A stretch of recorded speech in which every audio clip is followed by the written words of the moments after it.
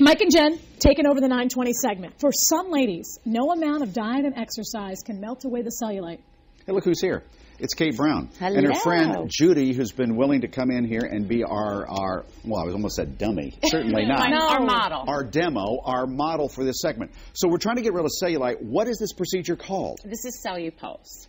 And what it does is it utilizes sound waves to shrink the fat cells. Basically, cellulite is fat gone wild. Yeah. Oh, good. It swells, and then the connective tissue hardens, and it causes that cottage cheese look. It would concern me that it looks like you have a Black & Decker drill in your hand. And what are you going to do with that? Before What is she it? gets to that, I want everyone to see the befores and the afters because, as you know, you esthetician people send me these before and afters all the time, and some of them do not make the grade. We have to impress you to get on here. You do.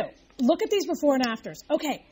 On the left, obviously, that's a before. That is remarkable. Yes, yes. And that's what, at 3000 BC, our doctors allow us to use this. It's FDA approved. Okay. It has a 98% success rate. Wow. We have people coming from as far as New York to get it because we're one of the few med spas on the East Coast that does it. We're showing the backs of their legs, and here's why. It's the same length? Yes. Yeah, They same figured legs. this out because sports people, athletes if you will, were having injuries, and they were using ultrasound to treat their hammies. Yes. You got a bad hammy? You treat it, and then they noticed, whoa, your legs are looking good. And the women kept coming back because they noticed that the cellulite was reducing. Not only the cellulite was reducing, but the skin was tightening. Well, what are you hitting her with? What's coming out of there? Acoustic sound waves. A sound wave? Yes, and you'll hear it. It sounds like a jackhammer. Ultrasound. Here we go. Ah!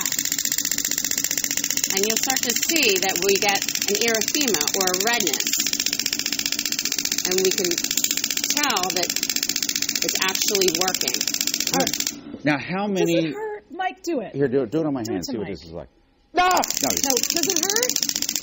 No. But you can feel it. Oh, you can feel it. Is it like a snap? It feels like a rubber band Yes. being snapped on your hand. And we want to talk about this now. You want to come into 3000 BC now because we want to do this in a series. We want to do about 6. So if you figure we start in December, come May.